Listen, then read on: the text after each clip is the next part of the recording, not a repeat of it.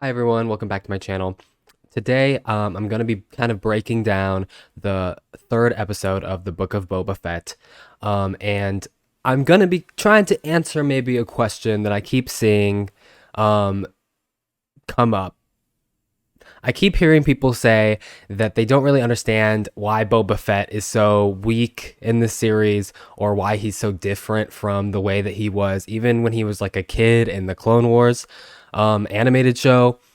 Uh, and I guess I just want to answer maybe some of these questions on why I think that he has such a different kind of personality, maybe, in this series compared to some of his earlier appearances, even canonically, like a couple of years before this happens in the Return of the Jedi. He kind of seems like a different person, much more ruthless, unfeeling, or maybe willing to do, whatever it takes. I mean, he was a bounty hunter, right? So, and especially if you watch the Clone Wars, you'll know that Boba Fett really was like a very, like how Tamura Morrison describes him, like a very venomous sort of character. Like he was very basically destroyed by the death of his father. That's very evident from watching the episodes that he's in the Clone Wars. If you haven't seen the Clone Wars, I created a video where I broke down the entire chronology of Star Wars, so you can go ahead and watch that. And I have all of the essential episodes of the Clone Wars, including the episodes that Boba Fett's included in. But in the Clone Wars, he is basically, after his father dies, he is trying very hard to make a name for himself and sort of become like respected as a bounty hunter, right? And as a warrior. That's sort of what a lot of his actions boil down to. Like specifically, in the arc where he's working with Aura Singh, that's sort of the first place you see him. And it's interesting to see him right after the death of his father. Or maybe a few months or a few years after. I mean, it's not really clear exactly when that takes place, but right after after the events of Attack of the Clones. And so I think you see him seeking out sort of an approval from some sort of figure in his life. In this case, it's Aura Singh, who was someone who worked with Jango Fett. So it's someone that he maybe thinks he has a relation to some degree, right? And so you see him in this way, kind of doing these things, even going against his judgment. Like even kind of, you can tell that he is having conflict within himself, but he's doing these things basically just to please Aura Singh. And obviously that relationship goes south. No spoilers. But and then the next time you see him, you can tell that that experience kind of changed him in some way, but he's still falling into the same traps, I feel like. And that, you see him working with Asajj Ventress in the Clone Wars of, after this. And, eventually he also gets betrayed because Ventress decides to actually ends up saving the person that they're supposed to, be delivering the bounty on, and this ends up betraying Boba Fett. So that's another interesting, in this version of Boba Fett in the Clone Wars, he was willing to again sort of betray some of maybe his morality, just to sort of get some kind of name recognition. So I think that that's very interesting, right? Because that's the person who Boba Fett was, right? And that was maybe not who Jango Fett was, really. Jango Fett, I mean, like Tamura Morrison kind of also said, was a very different person than Boba Fett was. So up until like the Return of the Jedi, right, it seems like Boba Fett is this person who, is really willing to do whatever it takes to get the job done, right? And just because he values his title, his reputation, right, that it seems like that is a very crucial aspect to his character. So I can understand why people are so confused now in the Book of Boba Fett, because it seems like there is kind of a difference where he's not willing to do whatever it takes. He's taking a very different approach with things. And they're saying, he's been very Disneyfied. Like that's kind of the joke that they're saying. I feel like it makes sense if you're looking at what's happening in the events of the Book of Boba Fett and in this episode, because I think this episode really lays out why he's had such a crucial change. I mean, he had a near-death experience, right? And at the end of The Return of the Jedi and the beginning of Book of Boba Fett, we saw him have literally almost die. He could have literally died in the Sarlacc pit, but he didn't. He basically, that was like a resurrection of his character, right? That was, and probably like a kind of a spiritual thing that happened, I imagine, that happened to Boba Fett. And now after that experience happened, right, I think that he's starting to reevaluate things in his life and reevaluate why he valued, why he was thinking about certain things, why he cared about certain things, why he was a bounty hunter for so long. After surviving the Sarlacc pit, right, he could have died again, right? He could have just ended up, he probably would have died if the Tusken Raiders didn't find him. And I think that he realized that, right, early on. I think that he understood that these people weren't necessarily trying to kill him, right? And that they had their own code, they had their own way of living, and that he had never really experienced that, to be honest, because his father, right, was already kind of a bounty hunter, was already maybe kind of absent in his life. I think that's maybe what we're seeing with some of this, some of the flashbacks, and we're seeing how much Jango Fett meant to Boba Fett, right?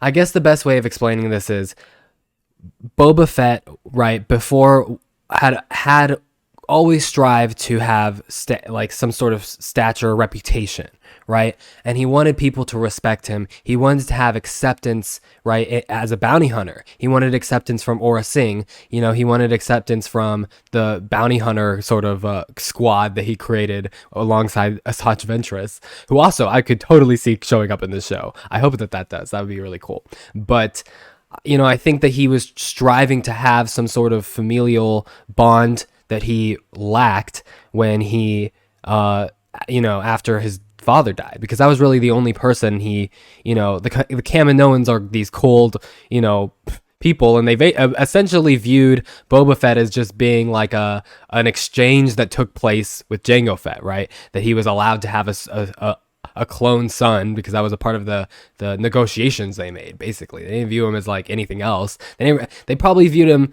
as being like a waste of life, to be honest. So, and I think a lot of this is why we're seeing, he had such a strong connection, and when that connection was broken, now we're still seeing the effect of that, right? We're still seeing how it's broken him, and so I think now that he's had this near death experience and the Tusken Raiders saved his life, right, and not only that, they began to accept him, right? So they began to respect him for his status, I guess, in some way, or his ability, his skill. But it wasn't accomplished in the way that Boba thought, in the past, that was how you accomplish those things, right? Through brute force, essentially, right? And sort of suppressing your inner, your values and trying to sort of go along with whatever violent tendencies that comes with being a bounty hunter, regardless of what you feel about it. And I think that now with the Tusken Raiders, he's seeing that you can build a community and kind of build a group of people who respect you, and who value you as a warrior, right? But it doesn't have to be in the way that is maybe toxic, right? Before, and really those people never really valued Boba Fett, right? Asajj Ventress never really cared about Boba Fett, and neither did Aurra Sing. He was finally accepted into their tribe. They taught him their ways, they taught him how to survive. He taught them, right? And he became, essential part of their community, essentially. I said the word essential twice. He became a part of their community, right? He accomplished the thing that he strived so much, which was to have a family, right? And then it was all taken away from him. And you have to wonder why, what is Boba Fett thinking? Because wouldn't you kind of blame yourself? That's why I think Boba Fett maybe blamed himself, right? We're going to maybe see this in the upcoming episodes. He's blaming himself for them being caught in the crossfire of this or whatever. So I think that was maybe another hard lesson that Boba Fett had to learn, right? And now in the present, we're seeing he's acting with extreme caution because he's afraid if he acts in a way that's rash or in a way that is sort of violent, or maybe that is that instead of creating friends, he's creating enemies, right? I think that he's afraid that he's going to lose what he's already gotten. So now I think you fast forward to the future, right? And what is the first thing that Boba Fett does that we know of, right? He saves Fennec Shand. So Fennec Shand was left for dead, right? By that dumbass in The Mandalorian. What the fuck is that dude? That dude in The Mandalorian who is obviously a villain from the very fucking start of that episode. You're like, this dude is a piece of shit. That dude, Fennec Shand gets left for dead, just like Boba Fett was also left for dead, right? And the Tusken Raiders saved Boba Fett's life. They didn't have to, for no reason, right? They did it for, because I guess they wanted a slave, right? But really he proved himself, right? And so the same thing kind of happened with Fennec Shand, right? So he decided to save her, probably because he saw a lot of himself and what happened to her. And then, now I bet Fennec Shand feels like she has some sort of obligation to Boba Fett because he saved her life. And they have a different kind of relationship. They have a different kind of relationship than him and Ventress. They had a different kind of relationship than him and Aurra Sing. So I think it's really, really interesting to see this play out. I don't know. I think it's really cool. And I like that in the present now, he's not acting the way that he would have, right? Because he's seeing the failures of his actions before, right? Every action he took kind of led to a failure. And I think, to be honest, I think that all of these things, all of these little seeds they're planting, I think they're going to sprout for him in the long run. I think that these allies that he has, they're going to begin to trust him in a way that they couldn't have trusted Jabba the Hutt, and they couldn't trust the twins, right? But if you know that Boba Fett is not just going to fucking turn on you and murder you, and that's what is motivating you to stay in line. If what's motivating you is because you actually, believe that Boba Fett is a good leader, then you're going to defend him way more than if you're going to defend him if you're just in fear of him. And that's why Bib Fortuna was able, Boba Fett could just show fucking up to Bib Fortuna and shoot him in the face and be like, okay, I'm the new Daimyo or whatever. And everyone's like, okay, cool, chill, whatever. Like, nobody cared. Nobody was loyal to Bib Fortuna. Nobody cared about Bib Fortuna. And just like nobody really cared about Jabba after Jabba died, everyone was like, everyone scrambled. Even Bib Fortuna wanted to take his place. So it's clear that Boba Fett is looking at all these things and is saying that this is not only the correct thing to do, like morally for him, this is the right thing to do, because this is him having suppressed who he was for so long, but this is also the right thing to do for in terms of trying to actually create trust in creating a network of people who he can rely on.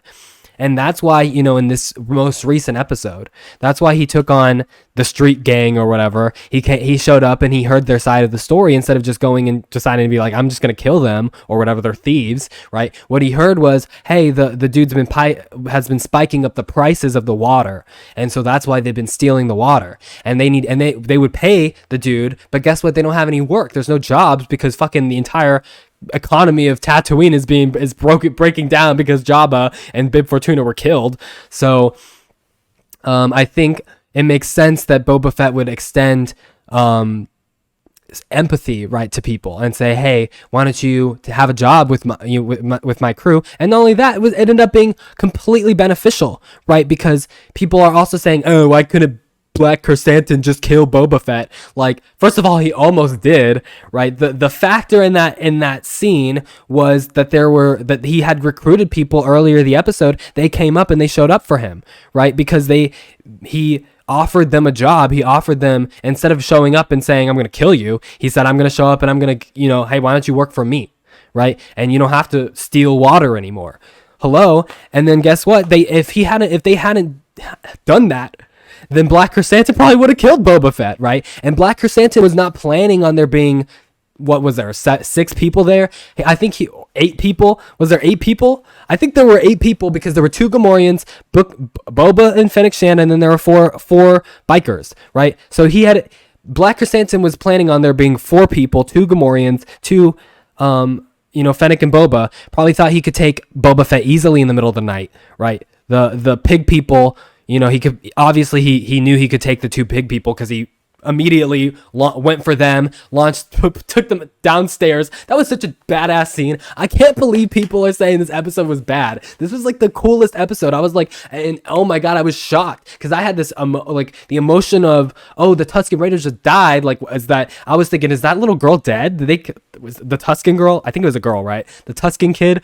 Did they kill the Tusken kid? And then all of a sudden, fucking Black Chrysanthemum's there, like, rah! Oh my god, it was crazy. It was crazy. And you know, I don't know if he's as terrifying in the comics. Like I said, I haven't really read the comics, but holy shit, he was terrifying in this. I'm gonna have nightmares of Black Chrysanthemum coming and dragging me up out of the fucking bed in the middle of the night. But like I said, you know, the factor in that was that Boba Fett had reached out to people, and that's why at the end of this episode, or towards the middle, really, instead of coming in and I mean, he could have killed Black Chrysanthemum, and he also could have sold him over to the gladiators like the twins had told him to do. The twins were saying, hey, why don't you just go sell him? You know, that's our tribute to you, which, by the way, suspicious. The whole twin scene, very suspicious. Maybe I'll break that down also. But that's why he decided, hey, I'm gonna release Black Chrysanthemum. I'm gonna show another courteous act to Black Chrysanthemum. I'm not gonna keep him. I'm not gonna sell him into slavery, right? I'm gonna even though he tried to kill me. Holy shit. So, I mean, that totally tells you the kind of person that Boba Fett is now, you know, the kind of attitude that he's having. And maybe this is going to bite him in the butt. That's kind of what people keep saying. You know, they keep saying that these people are trying to assassinate him. You know, I mean, we're going to look at the Hutts, the Pikes, all of that. I don't know. But, maybe that's going to bite him in the butt, but I think it's actually going to be to his benefit, because I think he's going to have a lot of these allies, these unexpected allies. I think obviously we're going to see Black Chrysanthemum.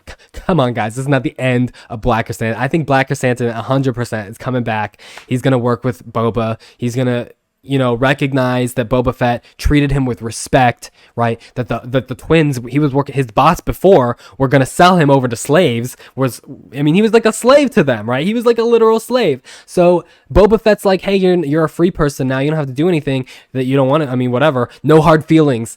Another really cool thing about this episode was that when the Gamorrean got injured, he was like, hey, put him in the Bactapod. Go put him in my Bactapod. Go, you know, would Jabba ever fucking do that? Would Jabba ever say, hey, go put my guard into my Bactapod? No, hell no. Absolutely not. But Boba is a different kind of leader. And to me, if you don't like this, you guys are crazy. This is great. And I didn't want him to be Jabba the Hutt. I wanted him to be a different kind of leader. And not only that, like he's bringing something, a new element, and it totally works with where he's been before, right? It totally is like, okay, where did we end off Boba Fett, right? We really ended him in a place where he's a complete opposite character to every, like, if this is Boba Fett before, he would have been working with Moff Gideon. No, but this isn't the same Boba Fett, right? This is a different kind of Boba Fett. So I wish people would maybe hold off on their judgment and saying that he's like a pussy and stuff. I mean, it's really ridiculous.